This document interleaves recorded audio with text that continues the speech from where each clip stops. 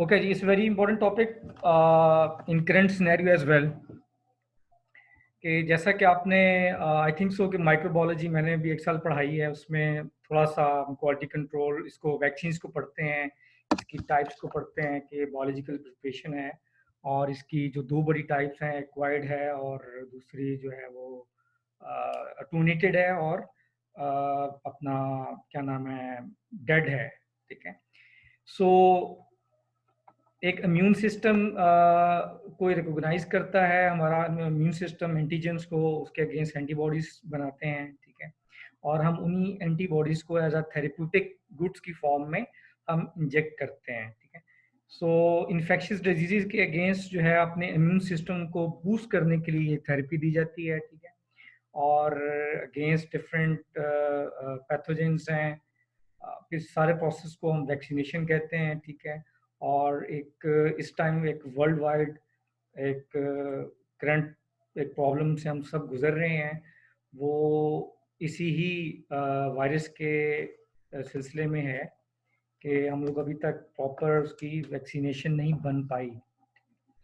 So overall vaccination की जो products की बात करें, फार्मास्यूटिकल्स की बात करें, so they are under the biologicals. ठीक है। जिसमें हमारे हार्मोन्स भी हैं, हमारी इंजाइमेटिक प्रिपरेशंस भी हैं, और हमारी वो सेंसिटिव प्रोडक्ट्स हैं जिनको हम किसी न किसी लाइफ ऑर्गेनिज्म से बनाते हैं, लाइफ टिश्यू से बनाते हैं। ठीक है।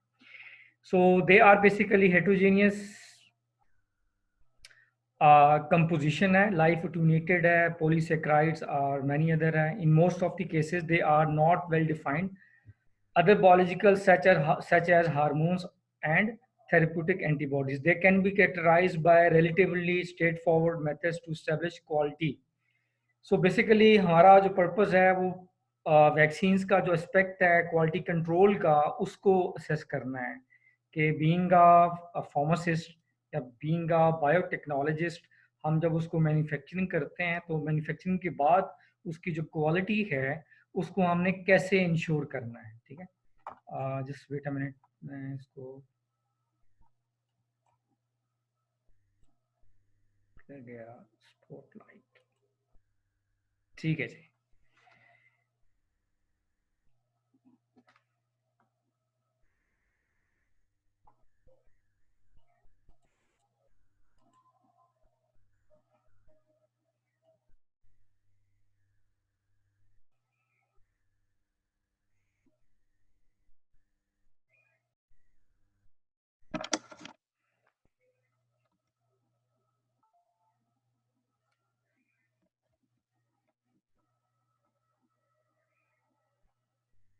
यार जस्ट अ मिनट, मैं इसको थोड़ा सा एडजस्ट कर लूँ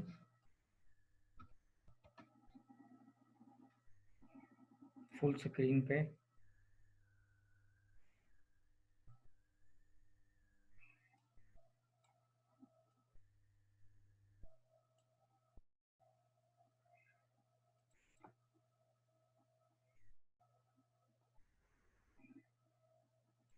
चले जी, मेरा ख्याल है अब थोड़ा सा बेहतर हुआ है।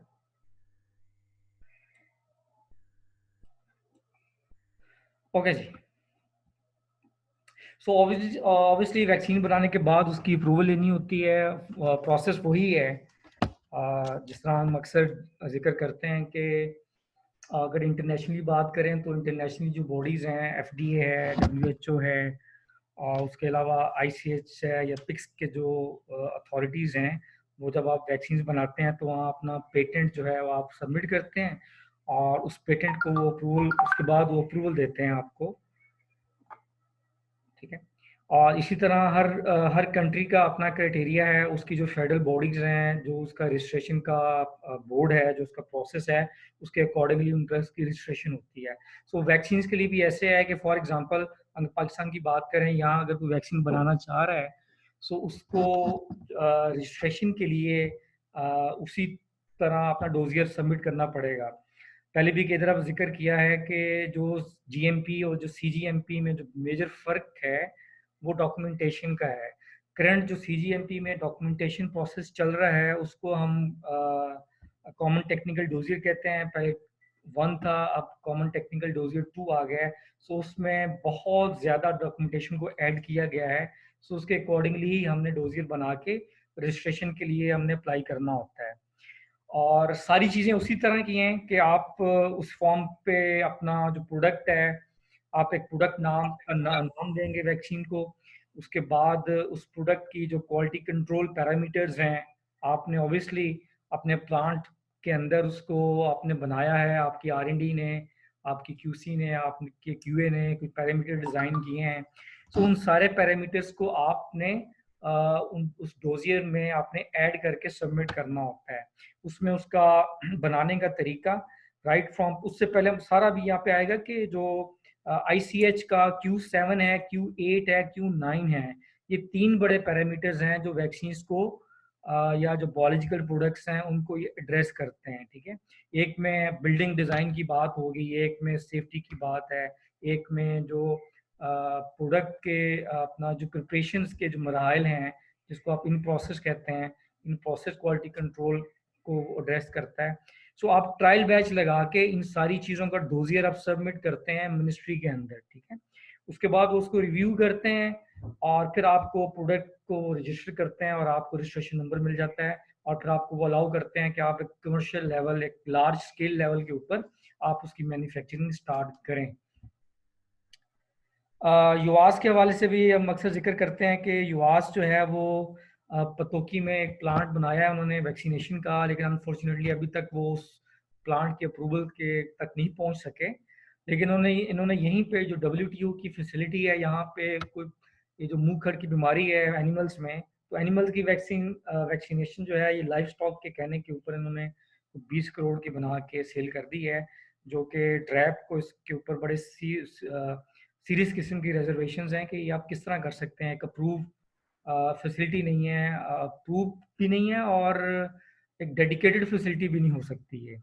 एनीवे, सो मकसद कहने का था कि ऐसा life saving drug biological drugs हैं, सो इनके जो पैरामीटर्स हैं they are much more stringent than tablets और अदर जो आपके इवन पेरेंटल्स जो हैं उनसे भी ज़्यादा इनकी जो रेगुलेशंस हैं वो स्ट्रिंजेंट हैं।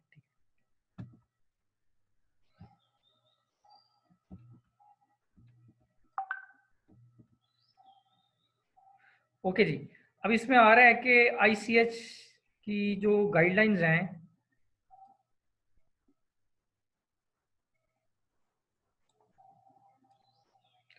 ICH guidelines and quality of vaccines.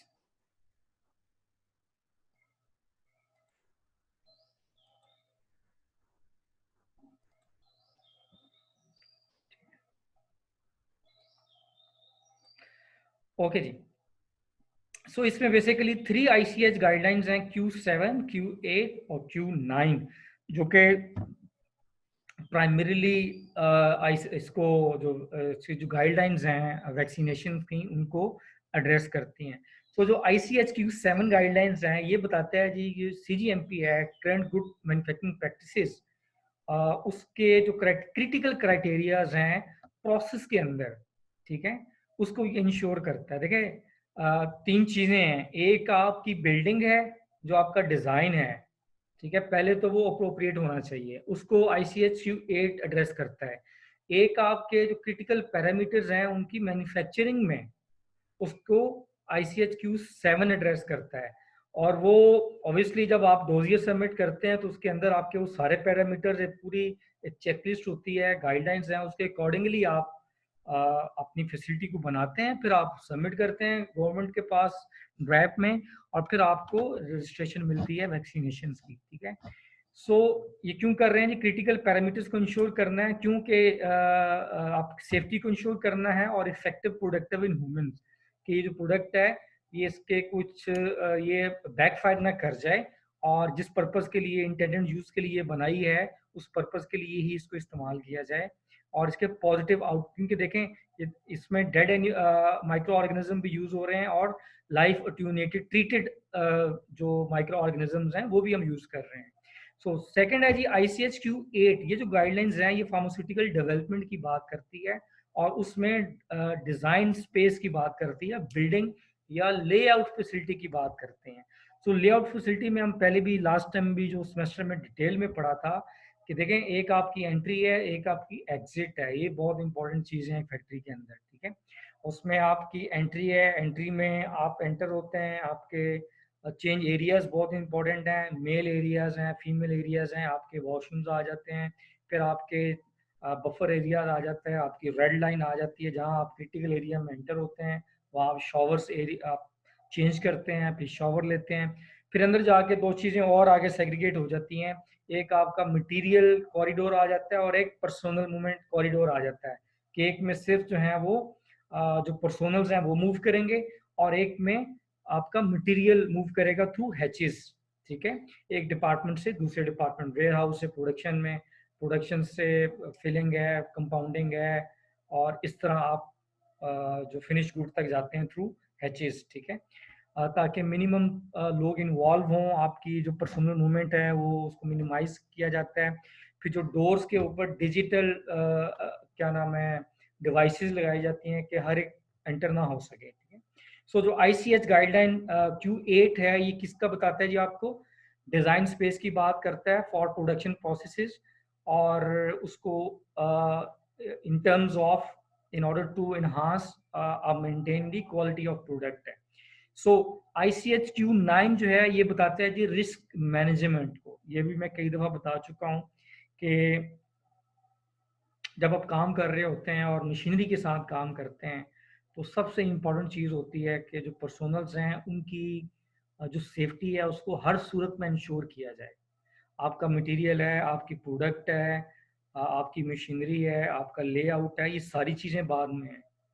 Personnels हैं, जो लोग काम कर रहे हैं, उनकी सेफ्टी नंबर 1 पे है। सो आपने ऐसे मेजर्स अडॉप्ट करने हैं और इस बात को इंश्योर करना है कि आपका जो लेआउट है उस तरह डिज़ाइन किया गया है कि जो ह्यूमन रिस्क है वो मिनिमम है। आपने प्रोसेस को इस तरह डिज़ाइन करना है कि जो ह्यूमन रिस्क है वो मिनिमम है। आपका जो मशीनरी का इस्तेमाल है, फॉर एग्ज़ाम्पल मिक्सचर हैं वो इस तरह घूम रहे होते हैं कि आपने इतने फासले पे खड़ा होना है कि कहीं आपको वो हर्ट ना करे।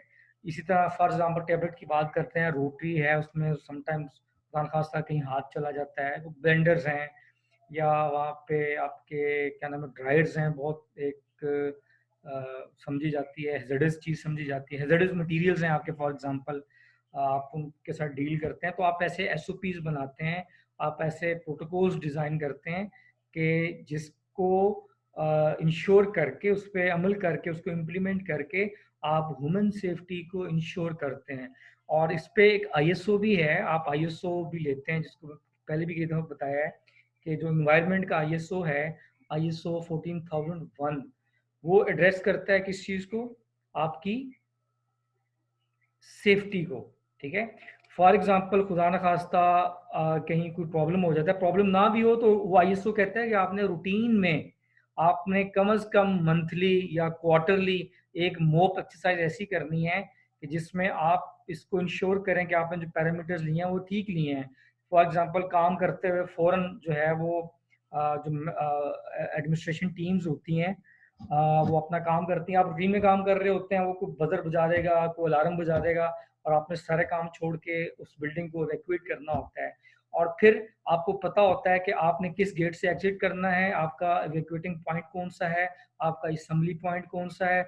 इसमें डिफरेंट पार्टीज़ बनी होती हैं, एक को हम टू बी सॉल्वेज पार्टीज़ कहते हैं, जो आपके बहुत क्रिटिकल डॉक्यूमेंट्स हैं, उसके ऊपर आपने स्टिकर लगाया होता है, टू बी सॉल्वेज फर्स्ट, कि कोई ऐसा खुदा न खास्ता कोई प्रॉब्लम आता है इमरजेंसी का, तो सबसे पहले उनको आप इवैक्यूएट करें वहाँ से, ठीक है। और फिर ये है कि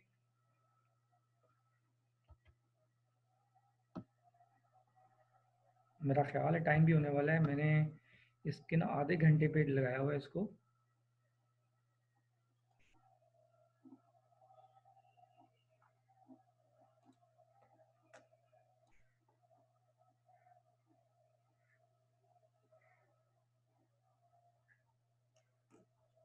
जस्ट अ मिनट, मैं इसका थोड़ा स्क्रीनशॉट ले लूँ।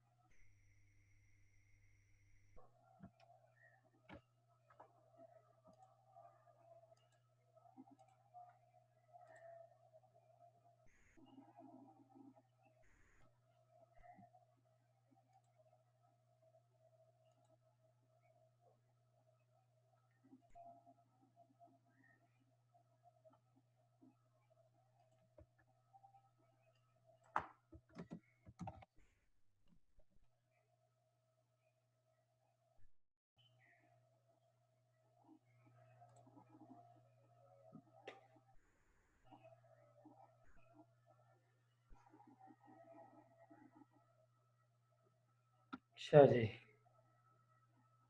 किधर गया? असल में थोड़ा सा पहला लेक्चर है आपके साथ, तो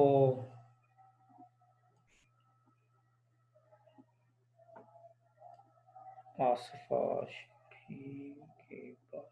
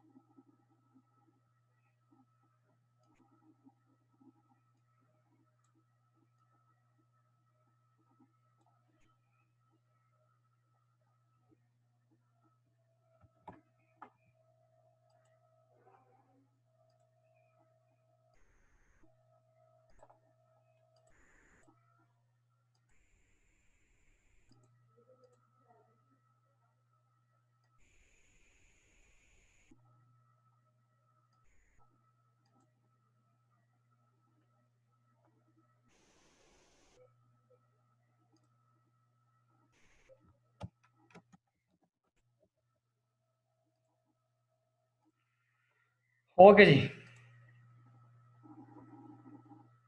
आवाज आ रही है मेरी? Yes sir. यस सर, आ रही है। सर आ रही है। चलें, थोड़ा सा इसको मैं जो इनिशियल आज हमने डिस्कस किया इसको मैं वाइंड अप कर लूं। हम बात कर रहे थे आईसीएच गाइडलाइंस की।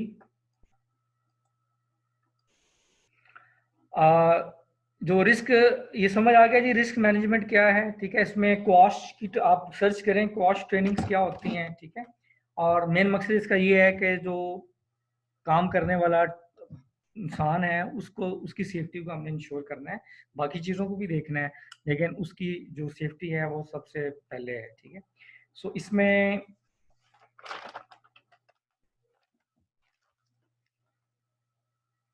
ओके, जैसा मैंने बात की टू बी सॉल्वेज पार्टी है, इसी तरह एक रेस्क्यू पार्टी होती है जो आपको रेस्क्यू करती है आके, ठीक है। उसकी जिस तरह 1122 वाले भी आके ट्रेनिंग्स देते हैं डिफरेंट। और फिर एक पार्टी होती है जिसने आपको इवैक्यूएट करवाना होता है, एक ने रेस्क्यू करना होता है, एक जो मेडिकल प्रिपरेटनेस के डॉक्यूमेंटेशन तैयार कर रही होती है और फिर उसको इम्प्लीमेंट करना होता है। एक पार्टी है जो इंश्योर करती है कि अटेंडेंस लेनी है। फॉर एग्जांपल सुबह अटेंडेंस सिस्टम में आ रही है जी, 100 बंदा काम करने आया है और क्या 100 बंदा डिफरेंट असेंबली पॉइंट्स के ऊपर बाहर निकल आया है उस इमरजेंसी कंडीशन के, कोई अंदर तो नहीं रह गया फलाना खास्ता। सो ये सारी चीज़ें इंश्योर करने का मकसद ये है कि आपकी अपनी सेफ्टी भी हो और इन टर्म्स आपकी जो प्रोडक्ट है उसकी जो इफेक्टिवनेस है और उसकी जो सेफ्टी है उसको भी आपने इंश्योर करना है इन गाइडलाइंस को के अकॉर्डिंगली काम करके, ठीक है। और फिर मेरा ख्याल है नेक्स्ट कल करेंगे एसए की बात, बड़ी इंपॉर्टेंट है जिसमें आपने एसए को डेवलप करना है।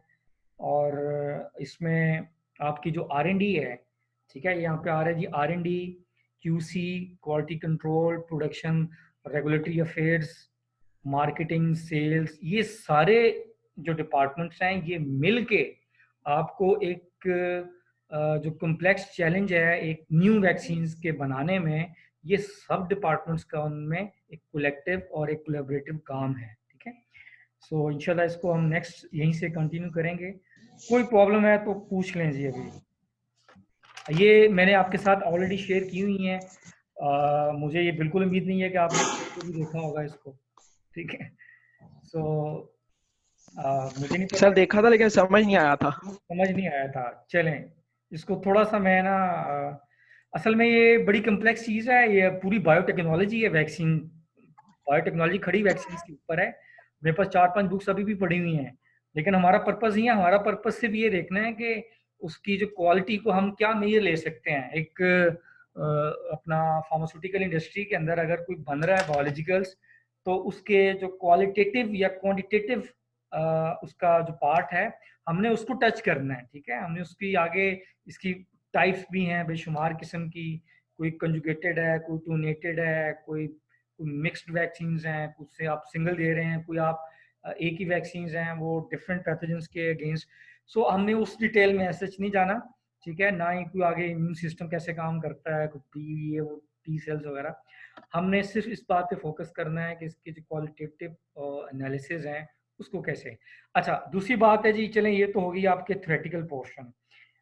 फिर प्रैक्टिकल पोर्शन भी मैं थोड़ा डिज़ाइन कर रहा हूँ। मैंने एक आपके साथ पीडीएफ की फाइल, एक बुक इनफैक्ट मैंने शेयर की है, वो बड़ी इंपॉर्टेंट बुक है। देखें, ये आप साइंस के सब्जेक्ट को पढ़ रहे हैं, एक सारी ज़िंदगी आप इन चीज़ों से आपका पाला पढ़ते रहना है। अगर तो आपने फार्मास्यूटिकल्स में या फार्मास्यूटिकल केमिस्ट्री में कुछ प्रैक्टिकल स्किल्स डेवलप करनी है तो उस बुक को पढ़ें, बड़ी ज़बरदस्त बुक है। और उसमें कुछ एंड में कुछ प्रैक्टिकल्स भी दिए हुए हैं, वो मैं आपको इंशाल्लाह उसके स्क्रीनशॉट्स लेके बताऊंगा कि किन किन चीज़ों को आपने कॉपीज़ में लिखना है। और फिर इसी तरह हम असाइनमेंट्स भी कुछ करेंगे, कुछ क्विज भी करेंगे। और थोड़ा ऑब्वियसली एक स्पेशल सर्कमस्टांसेस हैं, तो इसमें हमें भी कुछ ना कुछ स्पेशल ही करना पड़ेगा। सो उसमें मेरी भी एफर्ट्स हैं, अभी ऑब्वियसली आपकी तो डिग्री का मसला है, आप एफर्ट नहीं करेंगे तो काम नहीं बनेगा, ठीक है जी। कोई क्वेश्चन है तो पूछ लें जी।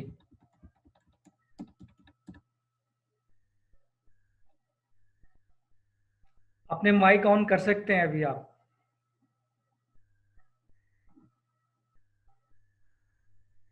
चैट में क्या आ रहा है सर? वीडियो का लिंक शेयर कर दीजिएगा। ओके जी, वीडियो का लिंक, वीडियो तो रिकॉर्ड हो रही है जी, रिकॉर्डेड दूंगा आपको।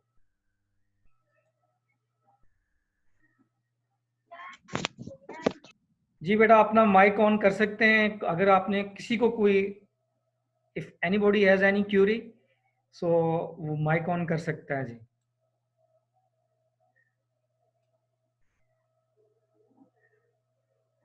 नेक्स्ट आपने जो आईडीज एंटर करनी है ज्वाइन, इसको मीटिंग को ज्वाइन करने के लिए, उसमें आपने आईडी में अपना जो नाम लिखना है, वहाँ आगे रोल नंबर लिख दें और साथ मॉर्निंग या इवनिंग मेंशन कर दें, ठीक है।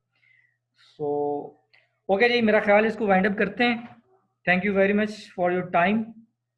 Stay bless. कोरोना से बच के ज़रा ज़रा, ठीक है। कोरोना ये नहीं देख रहा है कि आपको क्वालिटी कंट्रोल आती है या नहीं आती।